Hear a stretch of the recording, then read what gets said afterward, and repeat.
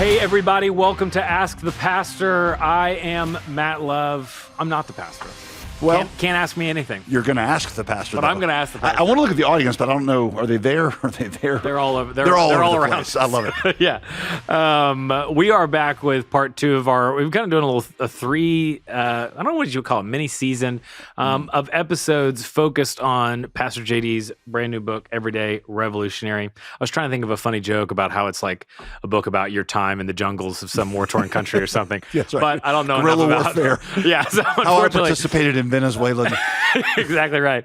But the book released on October 7th. I think it's just, we're kind of just asking some questions that are maybe allowing you to unpack like the why behind this book, because it feels really, really timely. And there's some things that I just know a lot of Christians are trying to navigate. And one of the things specifically, so last week we talked a little bit more maybe about the kind of the political angle of some of this stuff.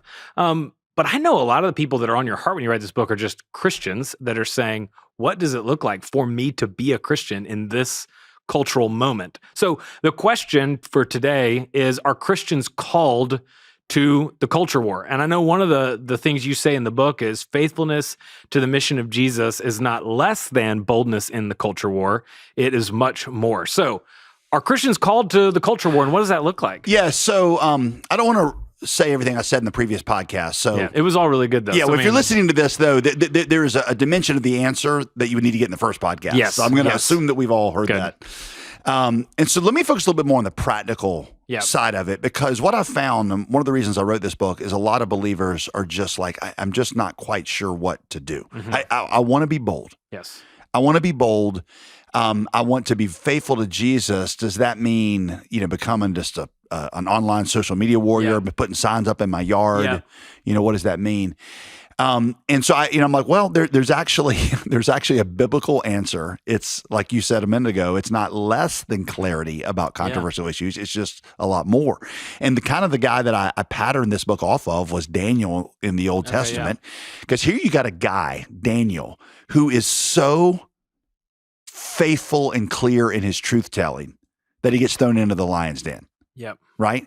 And yet he is so beloved by the king whose wicked decree got him thrown into the lion's den, that king stays up all night outside the lion's den, hoping against hope that Daniel will make it through the night. Yeah. And you're like, how do you get to be in that position? Yeah. Right? Yeah. Because I don't think the King Darius was outside the lion's den because just because he missed Daniel's prophetic rebukes. Yes. He was there because he knew that Daniel genuinely was his friend, that Daniel loved him, and he had a hard time imagining Babylon without Daniel. And he's like, I don't want to see this guy lost. I'm like, that's what we want to be in our community.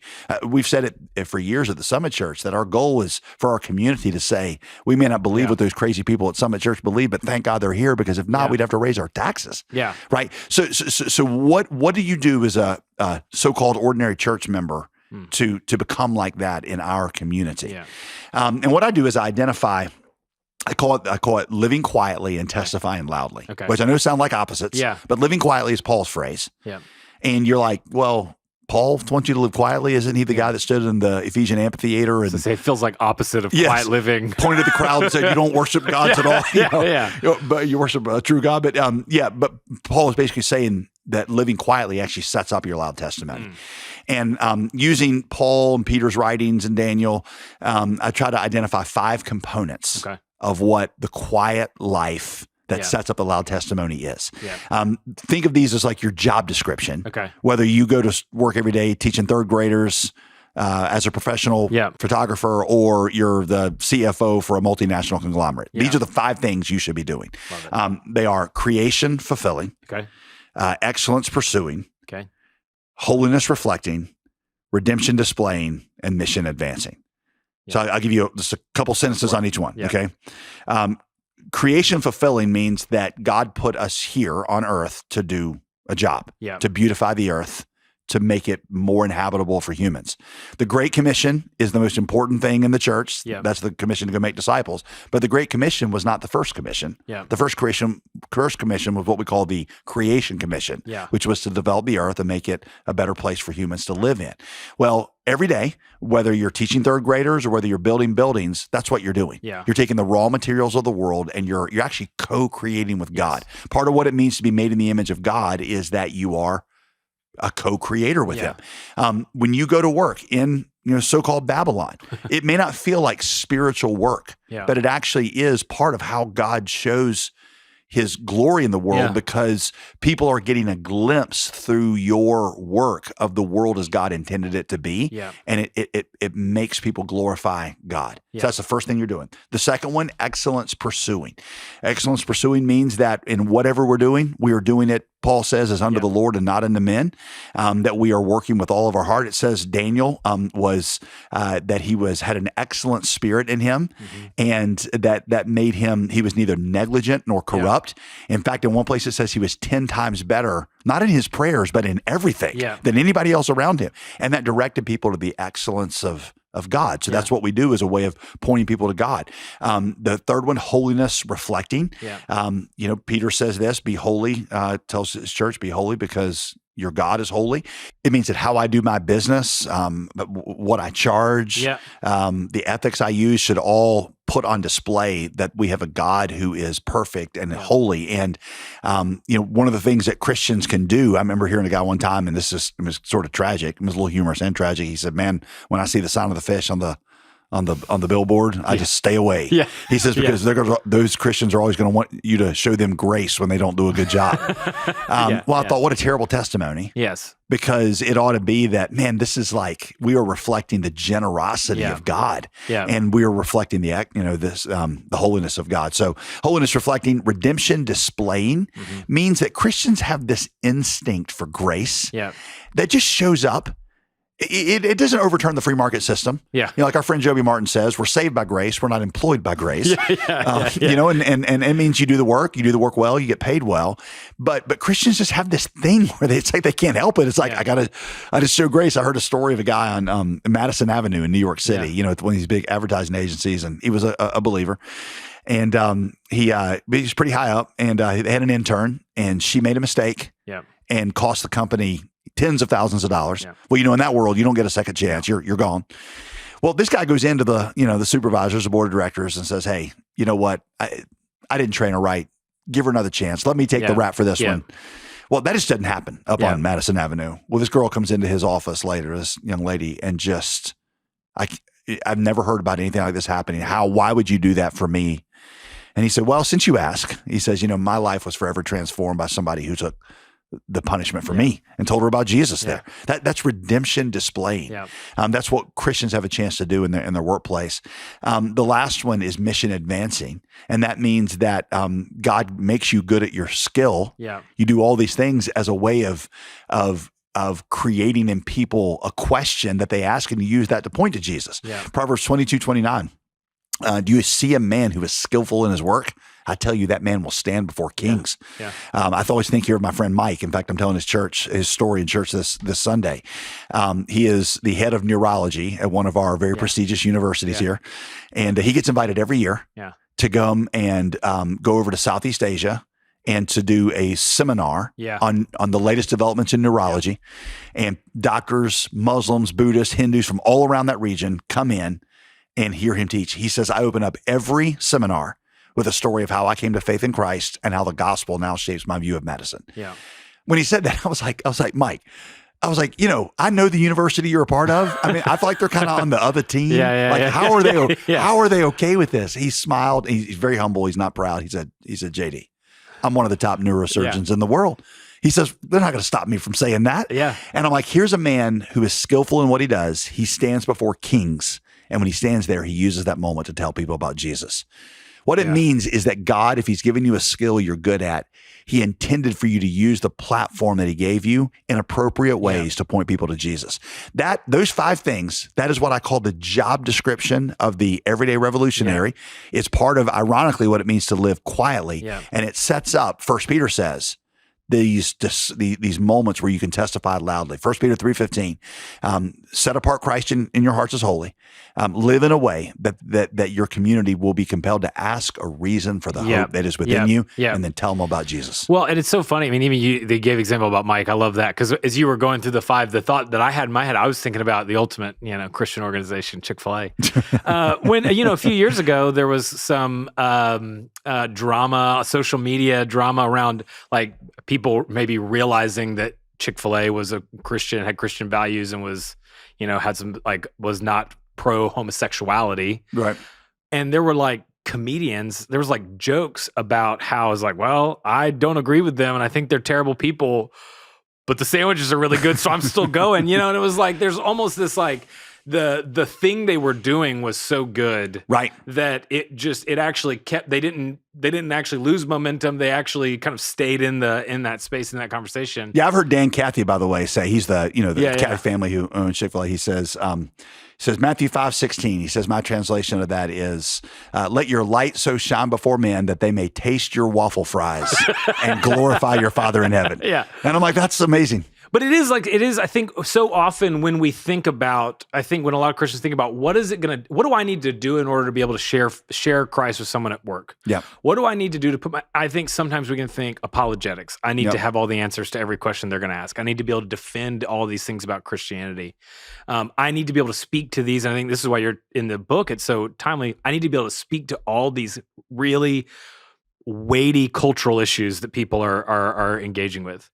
But what you're kind of pointing people back to is like, obviously, yes, be able to defend the faith, speak up for truth in the public square. But the thing that will actually set you up to be able to share that is being the sort of person that people want to be around, listen to, and doing that through being excellent at your work, right? By being generous, by all these different things. Like, I just think that's I hear that as so freeing when you think about what does it take to share in Babylon. And so I don't know if there's any other like stories or examples that you would just give as like an encouragement to people that you've just seen, like this is kind of what it looks like to do this well, or I don't know, just any other encouragements. I'll give you a verse and a quick story, and then we'll land the plane. All right. Yeah. Jeremiah 29:7.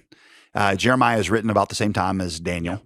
And there was a group in Daniel's age that were like, we should not be here in Babylon. God's going to raise up a Moses, and he's going to whip the plagues out in this wicked place, and he's going to lead us back to the promised land. And through Jeremiah, God said, these are false prophets. Mm-hmm. What I want you to do for right now, in the famous verse, I want you to stay in the city. I want you to basically put roots down, dwell there. I want you to multiply there. Seek the prosperity of the city to which I've sent you to live. Seek its prosperity. In other words, make its problems your problems, because in its prosperity, you'll find your prosperity. That's what God has called us to do here. This world is not my home. Mm-hmm. My home is the kingdom of heaven, but I'm temporarily in exile here, and I'm supposed to make it a better place to live, and I do it by doing those 5 things. When you do that, that sets up a loud testimony. You asked for one story. I'll give you one, and just remember you asked for this. I was with my dad traveling. He went with me to speak at a pastor's conference a few days ago, and he told me the story that I knew part of it, and I'd never heard the end of it. Yeah. I remember this when I was a teenager. My dad was he was a production manager at a textile factory, and 1,000 employees. You have to make decisions sometimes people don't like. Yeah. Well, there's this one woman that just despised my dad because he had to make some decisions that she didn't like. Which, by the way, meeting your dad, it's hard. I'm trying to imagine the human being that just like hates this guy. Like, how do you not like Santa Claus? That's exactly right. Yeah. So, he said when I would go around, she'd say rude things, derogatory things, like right at the level of you're like, oh, you probably ought to get fired. But he was trying to be patient with her, and she was always complaining about him and talking about him. And very tragically, her son died in a car wreck, and they had the funeral. My dad went to the funeral, went up to her and just told her how brokenhearted he was. And he said, when I got up to her in the line, he said, she just kind of stood back and she said, why are you here? And he said, well, I'm here because I care, and I'm brokenhearted for you. And even more importantly, God cares for you. Yeah. So he paid his respects. And then, a few weeks passed by. She came back to work. She suddenly walked into his office one day at work and just said, I need to know, why would you come in that moment to my son's funeral? And he said, well, like I told you, I care. I'm brokenhearted. God cares. that started a relationship that led a few months later to her receiving Christ. I knew all that parts of the story. This happened when I was a teenager. What I didn't know was that my dad says that he still hears from her. He said just a few weeks ago, where she will give him prayer requests. She follows what we do at the Summit Church. Cool. Like she's praying for us. Yeah. And I'm like, here 40 years later is somebody whose life was transformed by the gospel. Yeah. And is still in, this relationship, talking with my dad, not because he, not just because he shouted her down and proved her wrong, but because he loved her. Yeah. And he ministered to her, and he and my mom, blessed her. And that is the way that you make the gospel famous in Babylon, is you do it, yes, with clear testimony. As we said on the last podcast, Jesus was filled with grace and truth. Yeah. Grace without truth is liberalism. It's empty. It's dead. Truth without grace is fundamentalism. It's damning. It's Christless conservatism. It's the fullness of grace and truth that is the glory of Jesus and leads to the salvation of the world. That's so good. And I mean, again, I just hope everybody listening, I definitely, even just what Pastor J.D. is sharing right now, but definitely encourage you to go get the book to dive more into those 5 things he's talking about. Because again, I think it's just really freeing. There's an opportunity in the cultural moment. There's things that are complicated about it. There's things that are hard about it.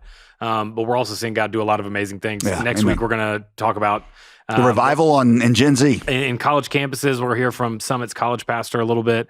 So God's doing a lot of amazing things. And so I just encourage you guys to go check out this book. It came out October 7th. You can get it right now. You can go listen to it. You can read it. We have one more episode in this 3-part kind of mini season unpacking some of these ideas from the book. But for now, go ahead and subscribe to Pastor JD's YouTube page, j.d.greer. You can get full-length sermons, daily clips, all sorts of stuff from there. I really want to know what happens if people just search J without the dots. I have been told in no uncertain terms to say the dots. So you are doing it well. So I'll go search it without the dots, and I'll come back. You take one for the team. Yeah, I'll come back to everybody and I'll report back. So and we'll be back next week with question 3: why is Gen Z returning to the church? We'll see you next time on Ask the Pastor.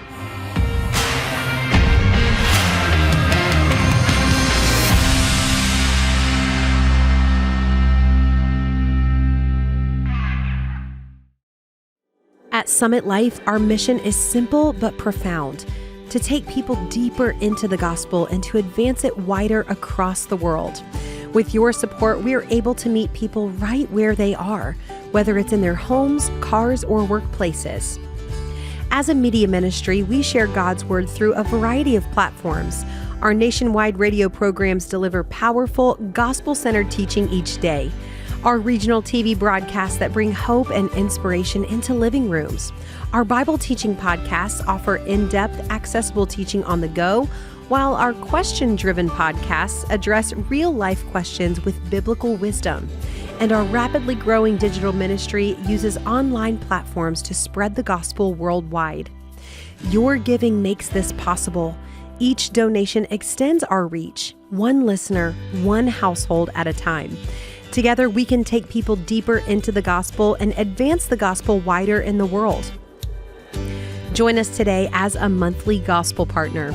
Your ongoing gift supports our radio, TV, and digital ministries, plus print resources. As a thank you, we'll send you Pastor JD's signature book, Gospel. This book cuts through religious superficiality, revealing the revolutionary truth of God's acceptance of us in Christ. It introduces a gospel prayer to help you experience new depths of passion for God and fresh obedience to His calling. Become a gospel partner today. Visit jdgreer.com or call 866-335-5220. Together, let's bring God's healing and truth to the world.